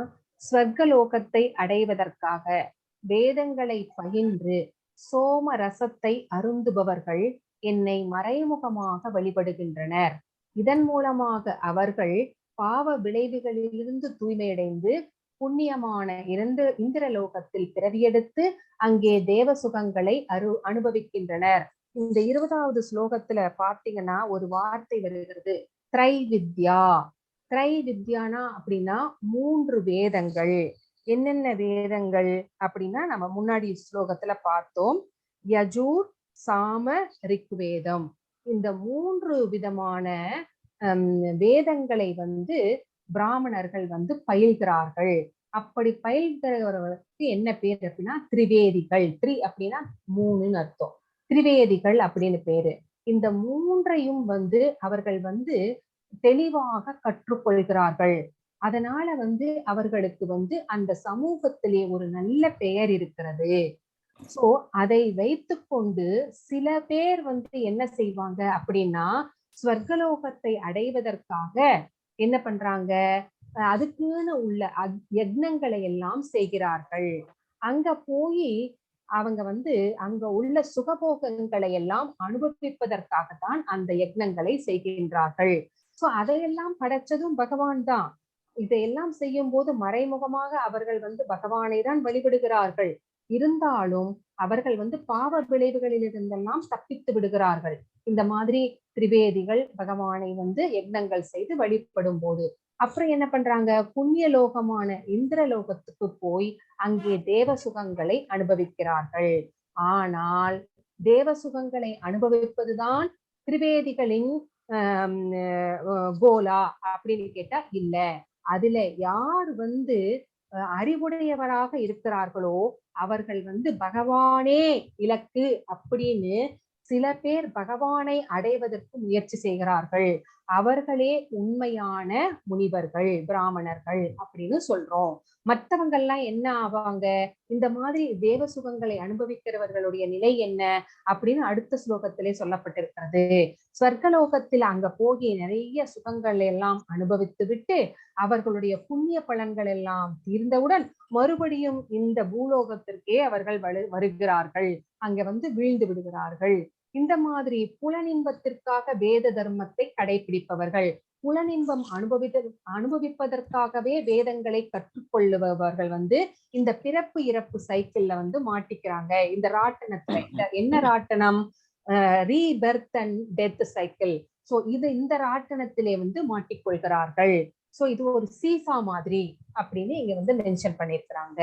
அடுத்தது பிரபு. அனன்யா சிந்தயந்தோ மாம் ये जना पर्युपासते தேசாம் நித்யாபியுக்தானாம் யோகக்ஷேமம் வகாம்யகம். ஹரே கிருஷ்ணா. ஹரே கிருஷ்ணா. ஆனால் எனது திவ்ய ரூபத்தின் மீது தியானம் செய்து கொண்டு களங்கமற்ற அனன்ய பக்தியுடன் என்னை நித்தியமாக வழிபடுவதற்கு அவர்களுக்கு வேண்டியவற்றை கொடுத்தும் அவர்களிடம் இருப்பவற்றை நான் காத்தும் நான் பரிபாலிக்கின்றேன் அப்படின்னு சொல்றாரு. அனன்யா சிந்தையந்தோமாம். சோ அவங்கெல்லாம் அப்படி இருக்காங்க. ஏன்னா அவங்க வந்து ஆசை அப்படிப்பட்டது. சோ அந்த புலனின்பங்களை அனுபவிக்கணும்னு நினைக்கிறாங்க. ஆனா சில பேர் வந்து கிருஷ்ணரை அடையணும்னு நினைச்சாங்க பாத்தீங்களா, அவங்க என்ன பண்றாங்க, எப்படி பக்தி செய்யறாங்க அப்படின்னு பார்த்தா, பகவானுடைய திவ்ய ரூபம், அதாவது சதுர்புஜங்களோட கூடிய அந்த திவ்ய ரூபம், சோ சங்கு சக்கர கதாபஸ்பம் உடைய அந்த ரூபம், நாராயண ரூபத்தை வந்து மனதிலே தியானம் செய்து கொண்டு களங்கமற்ற பக்தி செலுத்துகிறார்கள். அவங்களுக்கு வந்து எதுவும் இந்த பௌதீக ஆசைகள் எதுவும் கிடையாது. எனக்கு இது வேணும் அது வேணும் அப்படியெல்லாம் எதுவுமே ஆசை கிடையாது. பகவானை வந்து ஏதாவது ஒரு விதத்தில் அந்த நவவித பக்திகள்ல ஏதாவது ஒரு விதத்துல வந்து பகவானை வந்து வழிபட்டு கொண்டு இருக்கிறார்கள். நித்தியமாக வழிபடுகிறார்கள். ஒரு நாள் பண்றது 9 நாள் பண்றதுல அப்படியே கிடையாது. அவர்கள் வந்து இதை ஒரு கடமையாக நினைத்து பண்ணி கொண்டு இருக்கிறார்கள். அப்படிப்பட்டவர்களுக்கு நான் வேண்டுவனவற்றையெல்லாம் தருகிறேன், அவர்களிடம் இருப்பவற்றையெல்லாம் காக்கின்றேன். சோ இல்லாததையெல்லாம் கொடுக்கிறாரு, இருக்கிறத வந்து காக்குறாரு. நம்ம கிட்ட என்ன இல்ல, ஸ்பிரிச்சுவல் நாலேஜ் நம்ம கொஞ்சம் கம்மியா இருக்குது. சோ அந்த ஞானத்தை வந்து அவர் அளிக்கிறார். வேண்டியவற்றை கொடுத்தும் அப்படின்னா காரு பங்களா அப்படின்னு நினைச்சுக்க கூடாது. அதெல்லாம் தற்காலிகமானது, அழிந்து போகக்கூடியது. சோ எது வந்து நம்மளுக்கு நிலையானது அப்படின்னா பகவானுக்கு நம்ம செய்கின்ற அந்த பக்தி தான். சோ அந்த ஸ்பிரிச்சுவல் நாலேஜ், சோ அதை நம்மளுக்கு தருகிறார். நம்ம கிட்ட என்னென்னலாம் இருக்குதோ அதையெல்லாம் காக்கின்றார். சோ இந்த ஸ்லோகம் அதை தான் சொல்கிறது. அடுத்தது ஏப்யன்ய தேவதா பக்த்யா யஜந்தே ஸ்ரத்தயான்விதாக தேவி மாமேவ கௌந்தேய யஜந்த்ய விதிபூர்வகம். ஹரே கிருஷ்ணா. ஹரே கிருஷ்ணா. மற்ற தேவர்களை நம்பிக்கையோடு வணங்கும் பக்தர்கள் உண்மையில் என்னை மட்டுமே வழிபடுகின்றனர். சோ நம்ம எந்த தேவர்களை நினைத்து செய்தாலும், கணபதி யோகம், சண்டி யோகம், எந்த யாகங்கள் செய்தாலுமே அது வந்து அந்த பலன்கள் வந்து யாரை போய் சேர்கிறது அப்படின்னு கேட்டா பகவானையே சென்று அடைகிறது. முழு கடவுளான கிருஷ்ண பகவானையே சென்று அடைகிறது.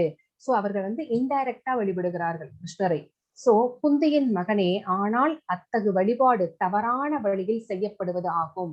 ஏன் வந்து தவறான வழி அப்படின்னு சொல்றார் அப்படின்னு கேட்டா, அதில் வந்து ஒரு முழுமை இல்லை, அதனாலதான் வந்து அது தப்பான வழிபாடு அப்படின்னு சொல்றாரு. சோ அந்த மாதிரி வந்து வழிபடுவதை விட வேறு எப்படி வழிபட வேண்டும் அப்படின்னு பின்னாடி நம்மளுக்கு பகவான் வந்து சொல்றார். சோ தேவர்களின் வழிபாட்டிலே ஈடுபடுவதனால் சிற்றறிவு உடையவர்கள் மறைமுகமாக இருந்தாலும் கூட கிருஷ்ணரைத்தான் வழிபடுகிறார்கள் அப்படின்னு இங்க வந்து நம்மளுக்கு தெரிகிறது. இப்போ பரமபுருஷ பகவான் வந்து தேவர்கள் எல்லாமே வந்து பரமபுருஷ பகவானுடைய அதிகாரிகள், அவருடைய வந்து சர்வன்ஸ் சொல்லலாம். சோ இப்ப வந்து அவர்கள் வந்து சட்டத்தை வந்து அந்த தேவர்கள் வந்து சட்டத்தை வந்து இயற்ற முடியாது. பகவான் இயற்றியிருந்தால் சட்டம், அதை ஃபாலோ பண்ண வேண்டியதுதான் தேவர்களுடைய கடமை. சோ அப்போ அப்படி இருக்கின்ற தேவர்களுக்கு நாம் பூஜை செய்யும் போது நம்ம வந்து எங்கேயாவது ஒரு ஆபீஸ்க்கு போறோம், கவர்மெண்ட் ஆபீஸ்க்கு போய் ஏதோ ஒரு லஞ்சம் கொடுத்து ஒரு காரியத்தை சாதித்துக் கொள்வதற்கு இணையானது அப்படின்னு சொல்றார். அதனாலதான் வந்து அது தவறான வழி அப்படின்னு சொல்றார். சோ அவசியமின்றி தேவர்களை வழிபடுவதை வந்து பகவான் வந்து அங்கீகரிக்கவில்லை. அதுக்குதான் அவதி பூர்வகம் அப்படின்னு பேரு. அபிதி பூர்வகம், ஆபிதி பூர்வகம் அப்படின்னு பேரு. சோ அதுக்கு பதிலா நம்ம என்ன பண்ணிடலாம், நம்ம வேருக்கே தண்ணி ஊத்திடலாம். சோ செடிக்கு தனியா, அந்த இலைகளுக்கு தனியா, பூவுக்கு தனியா, காய்க்கு தனியா நம்ம தண்ணி ஊத்த வேண்டுவது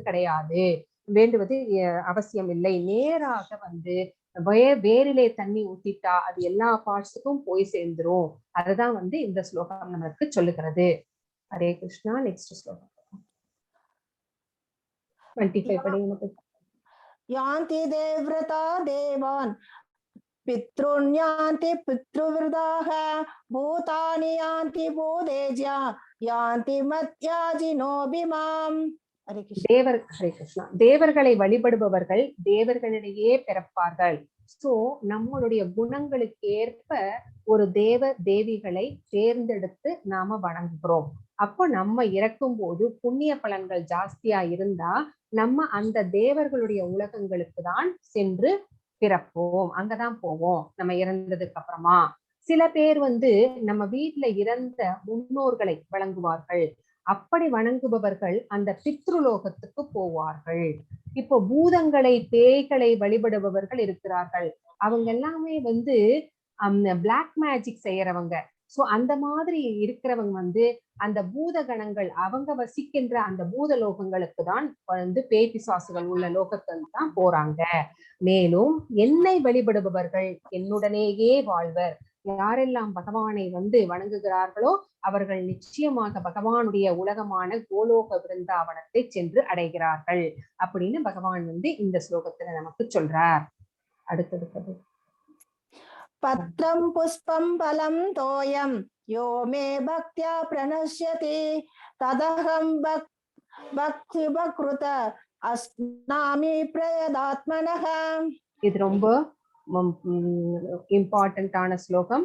பகவானுக்கு எப்படி வந்து நம்ம நைவேத்தியம் பண்ணணும், என்னென்னலாம் பண்ணணும், எதெல்லாம் அவர் கேட்கிறார் நம்ம கிட்ட. அவர் கேட்டு வாங்கிக்கிறார், எனக்கு இதெல்லாம் கொடு அப்படின்ட்டு. பத்திரம் ஒரு இலை, புஷ்பம் பூ, பலம் ஒரு ஃப்ரூட், தோயம் நீர். சோ யோமே பக்தியா பிரயச்சதி, அதையெல்லாம் குடு, ஏதாவது ஒன்ன குடு. அதை எப்படி குடு, அத பக்தியோட குடு அப்படிங்கிறாரு, அன்போட குடு அப்படிங்கிறாரு. சோ ஒரு அன்புடனும் பக்தியுடனும் ஒருவன் ஒரு இலையோ ஒரு பூவோ ஒரு பழமோ நீரோ அளித்தால் அதனை நான் ஏற்கின்றேன் அப்படிங்கிறாரு. சோ இந்த அண்டங்களை எல்லாம் படைத்தவர் இல்லைங்களா, அவர் வந்து எவ்வளோ வந்து எளிமையாக இருக்கிறார் அப்படின்னு பாருங்க. ஒரு துளசி இலை கொடுத்தா கூட போதும். அப்போ எவ்வளவு ஏழ்மையில் இருக்கின்றவர்களாக இருந்தாலும் கூட இந்த பக்தியை நம்மால் செய்ய முடியும். கண்டிப்பாக இல்ல, முடியவே முடியாதுன்னு சொல்லவே முடியாது இல்லைங்களா. நம்ம கிட்ட ஒரு பூ இல்லையா, பழம் இல்லையா, துளசி இலை இல்லையா, ஒரு டம்ளர் தண்ணி இல்லையா, அது எதாவது ஒண்ணு கொடுத்தா கூட எனக்கு போதும். ஆனா அன்போடையும் பக்தியோடையும் கொடு அப்படிங்கிறார். அதுதான் பகவானுடைய வேண்டுதல். சோ இங்க பாருங்க, ஒருத்தர் தட்டுல விதவிதமான பலகாரங்களை எல்லாம் வைத்து பகவானுக்கு படைக்கிறார். இப்படியெல்லாம் நீ படைக்கணும்னு இல்ல அப்படிங்கிறார். இப்படியெல்லாம் படைச்சாதான் நான் அதை ஏத்துக்குவேன்னு கிடையாது.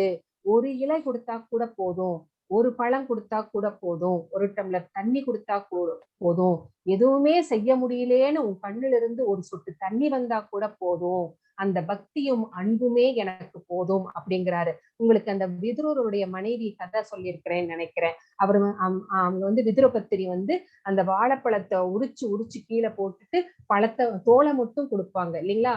அந்த பழத்தை கீழே போட்டு தோலை கொடுத்தா அதையும் வாங்கி ரொம்ப டேஸ்டா இருக்குன்னு சாப்பிட்டவர் அவர். சோ அவ்வளவு எளிமையானவர். பத்திரம் புஷ்பம் பழம் தோயம் யோமே பக்தியா பிரயச்சதி தத்தகம் பக்தி பக்தம் அஸ்னாமி பிரயத்தாத்மனக. சோ இந்த ரொம்ப முக்கியமான ஸ்லோகம். அடுத்தது பிரபு, இது அதை விட முக்கியமான ஸ்லோகம், படிங்க. யத் கரோசி யதஸ்நாசி யஜ்ஜிஹோசி ததாசி யத் யத் தபஸ்யசி கௌந்தேய தத் குருஸ்வ மதர்ப்பணம். அதே So, yat Hare Krishna Mataji. Yat karosi yat yasnasi. So, நீ குந்தியின் மகனே, நீ எதையெல்லாம் செய்கின்றாயோ, நீ என்ன செயல்கள் செய்கின்றாயோ, நீ தானங்கள் செய்யலாம், தவங்கள் செய்யலாம், இல்ல என்ன பண்ணினாலும் சரி, நீ எதையெல்லாம் உண்கின்றாயோ, நீ என்னெல்லாம் சாப்பிடுறையோ, எதையெல்லாம் நீ படைக்கின்றாயோ, எதையெல்லாம் நீ அடுத்தவங்களுக்கு கொடுக்கின்றாயோ, என்ன தவங்களை எல்லாம் நீ செய்கின்றாயோ, அதையெல்லாம் எனக்கே அர்ப்பணமாக செய்வாயாக. என்ன செய்தாலும் சரி, நீ அந்த விளைவுகளில் இருந்து மாட்டிக்கொள்ளாமல் இருக்கணும் அப்படின்னா சர்வம் கிருஷ்ணார்ப்பணம் அப்படின்னு சொல்லி செஞ்சுட்டா போதும், நீ அந்த விளைவுகளில் இருந்து நீ மாட்டிக்க மாட்ட அப்படின்னு பகவான் இங்க கேரண்டி கொடுக்கிறார். அதை சொல்கின்ற ஸ்லோகம் தான் இது. யத் கரோசி யத் அஸ்னாசி யத் ஜூசோசி ததாசியத் தத் பஸ்யசி கௌந்தேய தத் புருஷ்வ மத் அர்ப்பணம் அப்படிங்கிறது. அடுத்தது சுப சுப பலைரேவம் மோக்ஷசே கர்ம மாதாஜி 29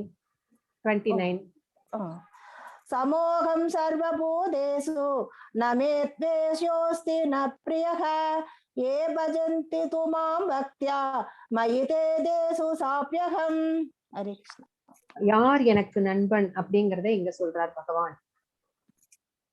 நான் யாரிடமும் பொறாமை கொள்வதோ பாரபட்சம் காட்டுவதோ இல்லை. பொறாமைப்படுவதற்கு ஏதாவது ரீசன் இருக்குதா? எல்லாமே அவருக்கு சொந்தம். இந்த அண்ட பிரபஞ்சங்கள் எல்லாமே அவருக்கு சொந்தம் இல்லைங்களா? அகிலாண்ட கோடி பிரம்மாண்ட நாயகன் அவர். சோ அவருக்கு ஏன் பொறாம வரப்போகுது இல்லைங்களா? அவரை பார்த்துதான் மத்தவங்க பொறாமப்படுறாங்க. சோ பாரபட்சம் காட்டுவதும் இல்லை. நான் அனைவருக்கும் சமமானவன். இப்போ ஒரு மழை விழுகுதுன்னு வச்சுக்கோங்களேன். அந்த மழை இது பாலைவனம், இது சமநிலம், இது விவசாய நிலம், இங்க இது ஜெயில், இங்க இருக்கிறவங்க எல்லாம் தவறு செய்தவர்கள் அப்படின்னு பார்த்து பார்த்து விழுகுதா? இல்லை. சோ எல்லாருக்கும் சமமாகவே தெரிகிறது. அதே மாதிரி பகவான் எல்லாருக்கும் சமமானவர், பாரபட்சம் காட்டுவதே கிடையாது. ஆனா அங்க ஒரு ஆணா போட்டுட்டார். என்னன்னு பார்த்தா, பக்தியுடனும் அன்பு தொண்டு புரிபவன் யாராயினும் அவன் எனக்கு நண்பன் அப்படிங்கிறாரு. யார் உண்மையான பக்தியோட அன்பு செய்கிறார்களோ, அவர் மேல ஒரு பாசத்தை வைத்திருக்கிறார்களோ, அவர்கள் எனக்கு நண்பன். அவன் என்னில் இருக்கிறான், நான் அவனுக்கு நண்பனாக இருக்கிறேன் அப்படின்னு சொல்லிட்டாரு. நாங்க 2 பேருமே இன்டிமேட் ஃப்ரெண்ட்ஸ் அப்படின்னு சொல்லிட்டாரு. சோ நீங்களும் பகவானுக்கு இன்டிமேட் ஃப்ரெண்ட் ஆகிறதுக்கு எல்லா முயற்சிகளும் செய்வீங்க அப்படின்னு நம்புறேன். நீங்கன்னு இல்லை, நாம எல்லாருமே. சோ பகவானுக்கு ரொம்ப அத்தியந்த நண்பராக நம்ம மாற வேணும். இத படிச்சதுக்கு அப்புறம் அடுத்தது 30 அபிசேஷு துராச்சாரோ பஜதே மாமனன்யபாக் சாதுரேவ ச மந்தவ்ய சம்யக் விவசிதோ இசக.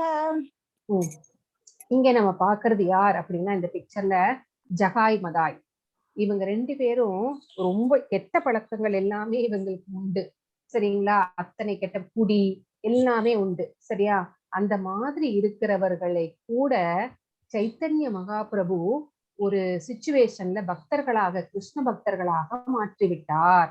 சோ அதனாலதான் என்ன சொல்றாங்க, ஒருவன் மோசமான செயலை செய்தாலும் அவன் பக்தி தொண்டில் பெறலாது ஈடுபட்டால் அவனை சாதுவாகவே கருத வேண்டும். ஏனெனில் அவன் தீர்மானத்தில் திடமாக உள்ளான். அவன் ஒரு காலத்துல அவன் அந்த மாதிரி செஞ்சிருக்கலாம், ஆனா இப்ப அவன் திருந்திட்டான். இப்ப பக்தி செய்யறதுல அவன் நிலை பெறலாமல் இருக்கிறான், திடமான உறுதியோட இருக்கிறான். அப்ப அவனை நீ அப்ப பண்ணினியே, நீ அப்படி இருந்தியே, இவனை பத்தி தெரியாதா, இவன் என்னென்னலாம் செஞ்சிருக்கான் அப்படின்னு அப்படியெல்லாம் பேசக்கூடாது. ஏன்னா அவன் இப்ப பக்திக்கு வந்துட்டான்.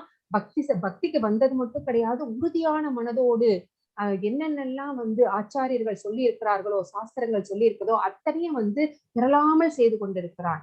தவறாது பக்தி செய்துகள் அப்படி திடமாக இருக்கிறான். சோ அவனை சாதுவாகத்தான் கருத வேண்டும். நதி மூலம் ரிஷி மூலம் பார்க்க கூடாதுன்னு சொல்லுவாங்க இல்லைங்களா? சோ அந்த மாதிரி அவங்களுடைய முன்னாடி என்ன செஞ்சாங்கிறத பார்க்க கூடாது, அவங்களை ஒரு சாதுவாகவே மதிக்க வேண்டும் அப்படின்னு இந்த ஸ்லோகம் நமக்கு சொல்றாரு. அடுத்தது 31. क्षिप्रं भवति धर्मात्मा सत्त्वशान्तिं निगच्छति கௌந்தேய பிரதிஜானீதி நமே பக்த பிரணஷ்யதி. ஹரே கிருஷ்ணா. அவன் வெறு விகரவில் தர்மாத்மாவாக மாறி நித்தியமான அமைதியை அடைகிறான். சோ அவன் வந்து அப்படியே பக்தி செஞ்சு செஞ்சு செஞ்சு இப்ப வந்து ஒரு தர்மவானாக மாறிவிட்டான். சோ இப்ப வந்து அவனுக்கு ஒரு அமைதி கிடைச்சிருக்கு. குந்தியின் மகனே, அப்படிதான் என்னோட பக்தன் வந்து என்றைக்கும் அழிவில்லை, அவனுக்கு அழிவே கிடையாது. என்னோட பக்தனா மாறிட்டா அவனுக்கு அழிவே இல்லை என்பதை தைரியமாக அறிவிப்பாயாக அப்படின்னு அர்ஜுனர் கிட்ட சொல்றார். அர்ஜுனரை அறிவிக்க சொல்றார். ஏன்னா பகவானுடைய வார்த்தைகளை விட பக்தர்களுடைய வார்த்தைக்கு பகவான் வந்து மிகவும் மதிப்பளிக்கிறார். அதனாலேயே வந்து கிருஷ்ணர் கூட சொல்ல மாறிடுவாரு. எல்லாரும் என்ன திட்டுறீங்களா? நான் இதுக்கு எக்ஸாம்பிள் கூட சொல்லுவேன். நான் அவர் வந்து குருட்சேத்திர போர்ல வந்து நான் வந்து என்ன சொன்னாரு, போர்க்களத்திலே போர் செய்ய மாட்டேன், உனக்கு வந்து பார்த்த சாரதியாகத்தான் இருப்பேன் அப்படின்னு சொன்னாரு. ஆனாலும் பீஷ்மருடைய அம்புகள் வந்து அர்ஜுனரை தாக்கும் போது என்ன பண்ணினாரு, கீழே இறங்கி தேர்ச்சக்கரத்தை எடுத்துட்டு ஓடுனாரு இல்லைங்களா, பீஷ்மரை வந்து கொள்வதற்காக. அப்போ அவர் சொல்ல மறந்துட்டாரு இல்லைங்களா. சோ அதனாலதான் என்ன சொல்லிட்டாரு, நீ அறிவிப்பாயாக அப்படின்னு சொல்லிட்டாரு, அர்ஜுனரை அறிவிக்க சொல்லிட்டாரு. சோ என்னுடைய பக்தன் என்றைக்குமே அழிவது இல்லை அப்படின்னு சொல்லிட்டாரு. ஹரே கிருஷ்ணா. அடுத்த ஸ்லோகம்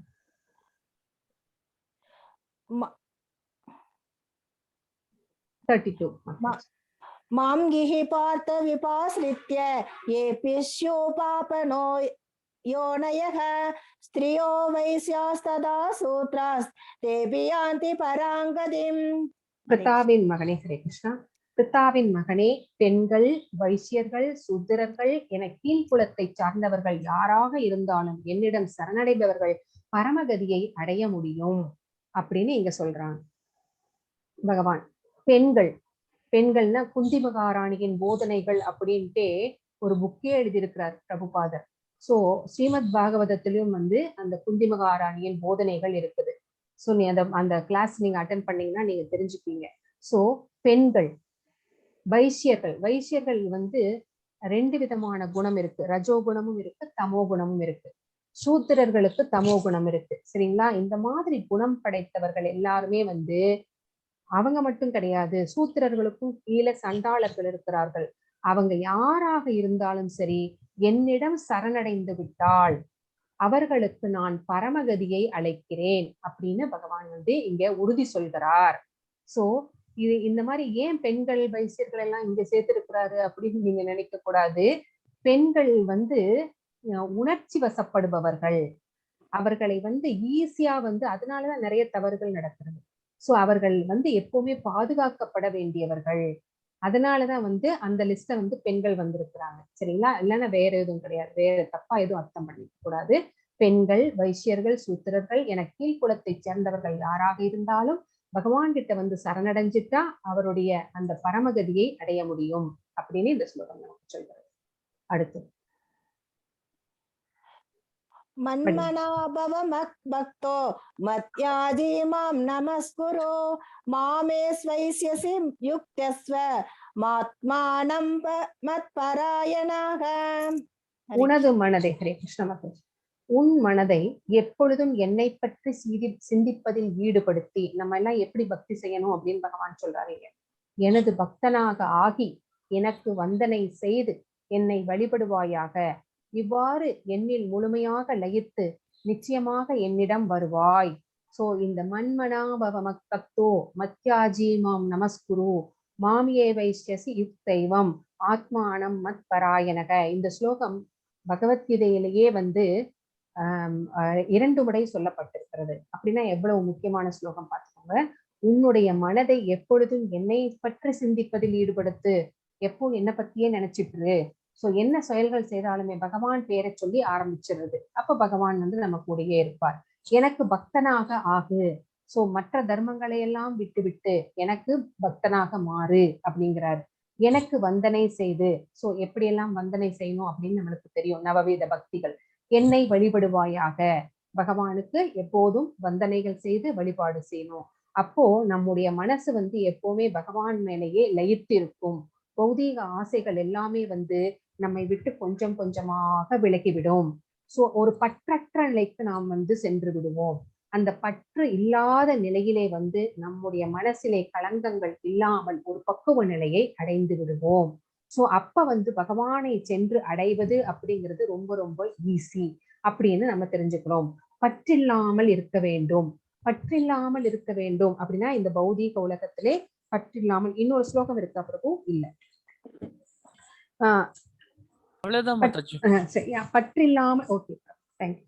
பற்றில்லாமல் இருக்க வேண்டும் அப்படின்னா இப்போ யமுனையிலே வந்து வெள்ளம் கரை புரண்டு ஓடிக்கொண்டிருந்தது. சோ அப்ப வந்து அதை கடக்கணும்னு கோபியர்கள் எல்லாம் காத்து கொண்டிருந்தார்கள். கிருஷ்ணரும் அங்க நின்றுட்டு இருந்தார். அப்போ கிருஷ்ணர் என்ன சொல்றார், எப்படி போறதுன்னு தெரியலையே அப்படின்னு சொன்னோடனே கிருஷ்ணர் என்ன சொல்றார், அந்த கோபியர்களை எல்லாம் பார்த்து பகவான் கிருஷ்ணர் வந்து நித்திய பிரம்மச்சாரி அப்படின்னு சொல்லுங்க. உடனே யமுனை வந்து வழிவிடும், 2 பிரிவாக பிரிந்து நடுவுலே உங்களுக்கு வழியை விடும் அப்படின்னா கோபியர்கள் எல்லாம் சிரிச்சுட்டாங்க. ஏன் அப்படின்னா அவருக்கு 16,108 மனைவிகள். அவர் எப்படி நித்திய பிரம்மச்சாரியா இருக்க முடியும் அப்படின்னு சொல்லிட்டு நாங்க சொல்ல மாட்டோம் அப்படின்ட்டாங்க. சரி, நீங்க போகாதீங்க, இங்கே நில்லுங்க, யமுனை உங்களுக்கு வழிவிடாது அப்படின்னு சொல்லிட்டாரு. அப்புறம் வேற வழி இல்லாம கோபியர்கள் எல்லாம் வந்து பகவான் கிருஷ்ணர் வந்து நித்திய பிரம்மச்சாரி அப்படின்னு சொன்ன உடனே அந்த யமுனை விலக்கி வழிவிடுகிறது. சோ எல்லாரும் வந்து ஆச்சரியப்பட்டு அப்படி போறாங்க. அந்த வழியில நடந்து அந்த யமுனையை கடந்து அவங்க வந்து ஊருக்குள்ள போறாங்க. சோ எப்படி இவர் பிரம்மச்சாரியாக இருக்க முடியும் அப்படின்னா அவருக்கு 16,108 மனைவிகள் இருந்தாலும் பற்று கிடையாது, பற்றில்லாமல் வாழ்ந்தார். அதனால அவர் வந்து பிரம்மச்சாரியாக மதிக்கப்படுகிறார். சோ எல்லாத்துலயும் அந்த எப்படி நம்ம ஒரு எக்ஸாம்பிள் சொன்ன பார்த்தீங்களா, அந்த தேங்காய், கொப்பரை தேங்காய், அது ஓட்டுக்குள்ள இருக்கு, ஆனா வந்து எதுலையுமே ஒட்டாம குடுகுடுன்னு இருக்கு இல்லைங்களா, ஆட்டி பார்த்தா அந்த சத்தம் கேட்கும். அந்த மாதிரி பற்று இல்லாமல் இருக்கிறார். அதனால அந்த மாதிரி நம்மளும் நம்ம வந்து கடமைகளை செய்துவிட்டு நம்ம வந்து எப்படி இருக்கணும், பௌதீகத்திலே இருக்கிற பற்றையெல்லாம் விட்டுவிட்டு நம்ம பகவான் மேல பற்ற வச்சிடணும். நம்ம எல்லா பற்றையும் பகவான் மேல வச்சிடணும் அப்படிங்கறதுதான் இந்த ஸ்லோகத்துல இருந்து நாம் தெரிந்து கொள்கிறோம். ஹரே கிருஷ்ணா. அந்த கடைசி ஸ்லோகம் சொல்லி முடியுங்க மாதாஜி? ஓகே மாதாஜி.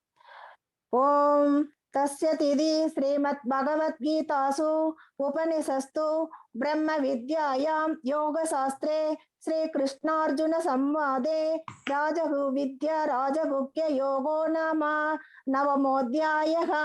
हरिः ओम तत्सत्। श्रीकृष्णार्पणमस्तु। हरे कृष्ण माताजी. தேங்க்யூ மாதாஜி. ஹரே கிருஷ்ணா. சோ இந்த அத்தியாயத்தினுடைய சுருக்கம் என்ன அப்படிங்கறத நம்ம ஆல்ரெடி பார்த்துட்டோம். நாளைக்கும் திரும்பவும் பார்க்க போறோம். பிரபு ரெக்கார்டிங் ஸ்டாப்